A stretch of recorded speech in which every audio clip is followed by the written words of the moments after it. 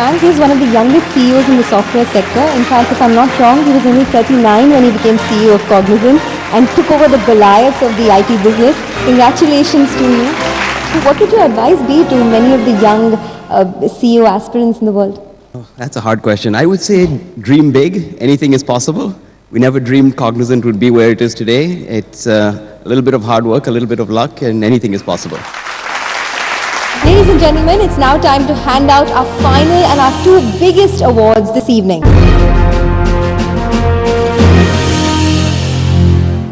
It's time to shake up things again. This is our final debate this evening. So we have Mr. Adil Zainulbhai back with us to carry forward the proceedings. Okay, this is the last debate, so we thought we'd make it a little more interesting. And the House, in this case, the House's view is that India Inc. is bipolar. Our highs are too highs and our lows are too low. We celebrate too much during the highs and we whine too much during the lows. So audience, once again, you have 10 seconds to vote. Do you agree with the proposition that India Inc. is bipolar? Okay, you have 10 seconds. Can't be very confusing. If you agree, say yes, 1, and if you disagree, 2. And now while you're voting, I'll introduce our two speakers. Sanjay Nair is going to speak for the proposition. Sanjay Nair, who heads KKR in India. Sanjay, please, can you come up on stage? You can either look incredibly high or incredibly low, Sanjay. Not to give Frank a chance to sit down and enjoy himself. He's going to come and argue that India Inc. is completely level-headed and that we are not bipolar and we don't need any medicine to behave normally.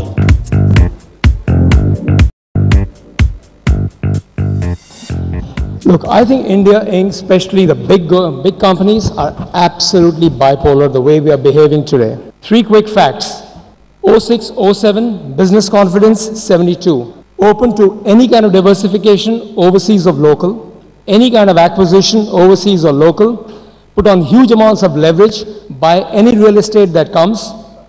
Put money into a power sector. If you don't have a power sector, you're nobody, actually. If you don't have an NBFC, you are absolutely nothing at a cocktail party. Go for it. After effects, leverage, all-time high, capex, all-time low. That's a classic bipolar patient going through a euphoric phase and the kind of effect they have. Some of the Indian businesses have not even figured out how to have a sustainable business. They get hung up on the medication. All of us at CI are saying interest rates kato, look at the dollar rupee. There's not the medicine.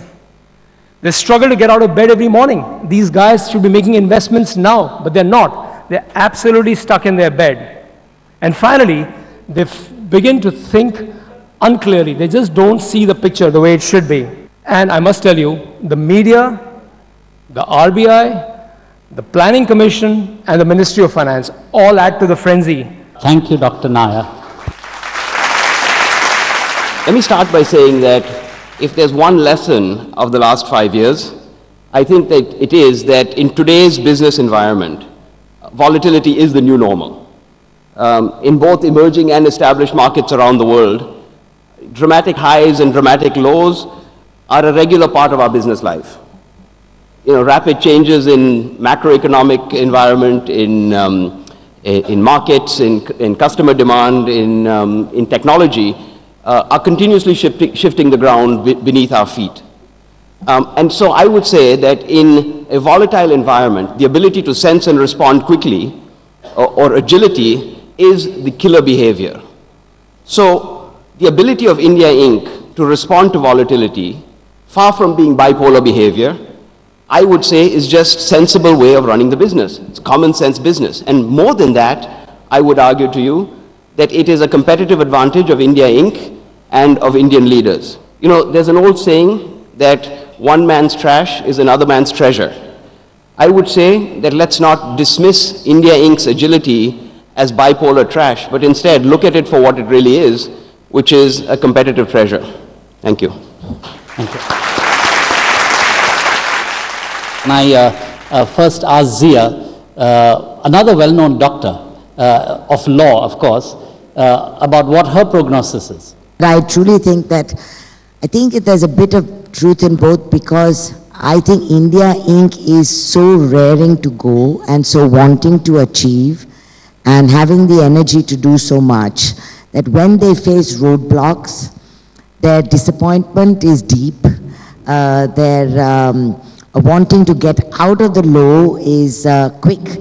As we say, we know we need only 2 or 3 good sound bites to make India Inc. happy for the next month. I think it shows how keen India Inc. is to resurface and regenerate and reinvigorate itself. Can I ask Raghav to comment on, are we going over the top or are we behaving ourselves? We are not as bipolar a business community as we should be. And the reason I say that is that I've been quite astonished over the last 2 years when this country has seen the most unbelievable policy paralysis. I've seen a lot of business people seethe in silence. They just sort of, if you catch them in a closed room, they have the choicest of criticism to hurl. But when it comes to a public articulation of their anger, I have not seen a bigger conspiracy of silence than I've seen from India's business community over the last couple of years. We are the second largest free market economy in the world. And we have a much greater obligation to articulate our views and to believe that our views will matter. And I believe that this conspiracy of silence could have done with a little bit, not a little bit, much more of bipolarity than was evident. You know the drill. We have 10 seconds to vote on the proposition that the House believes that India Inc. is bipolar. If you agree with the proposition, press 1. If you disagree, press 2.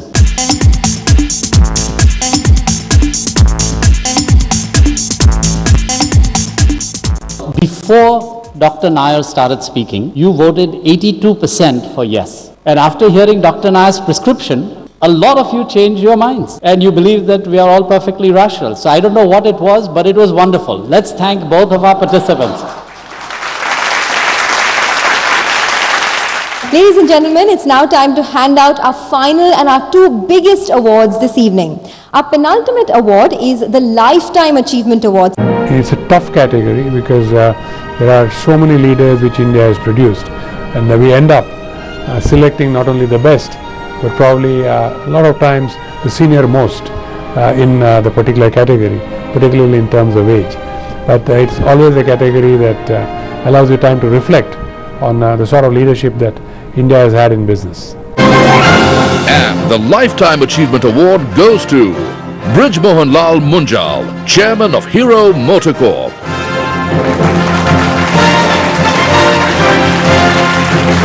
Well, Mr. Munjal, who is pushing 90, cannot join us tonight, but they say, as they say, if Muhammad can't go to the mountain, then the mountain will go to Muhammad. So we will present the trophy to Mr. Munjal himself in Delhi, but in the meanwhile, here is a snippet of his journey. A hero who found his feet post-independent India and built the world's single largest two-wheeler manufacturer. Today, we celebrate his commitment, his unmatched effort, and his entrepreneurial spirit. Ladies and gentlemen, we are proud to present the founder and chairman of the Hero Group, Mr. Brij Mohanlal Munjal, with the Forbes India Lifetime Achievement Award. Okay, ladies and gentlemen, it's now time for our final award this evening, the Entrepreneur for the Year. And to do the honors, I'd like to invite on stage the chairman of the Godrej Group, Adi Godrej, the founder and editor of Network 18, Raghav Bell, and the editor-in-chief, Network 18 Business Newsroom, Senthil Chengalvarayan.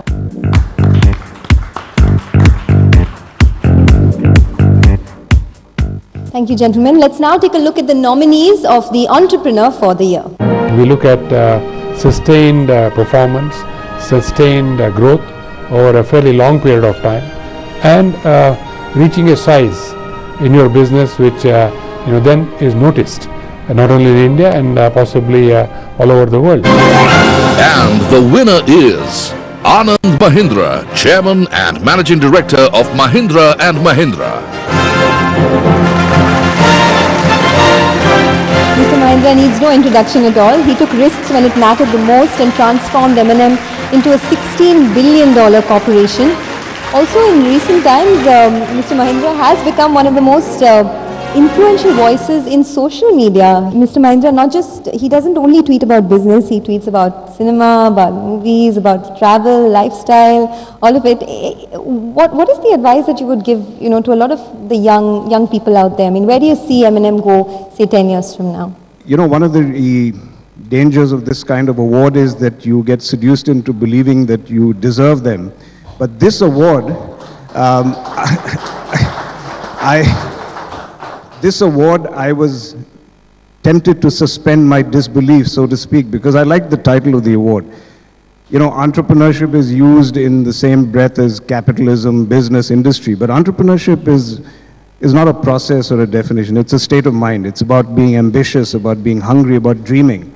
And so my advice to young people is dream. Just as Frank said, dream big, be hungry, aspire, and keep trying. And learn that failure is part of the path that you're going to follow. But if you do that, never stop dreaming. Thank you. Congratulations. Please give him a big round of applause. We have a very special unveiling lined up. I'd also like to invite the Editor-in-Chief of Forbes India, R. Jagannathan, along with the CEO of Forbes India, Gurmeet Singh, and the Managing Editor of Forbes India, Mr. Saurabh Majumdar, to join the presenters on stage and do the unveiling.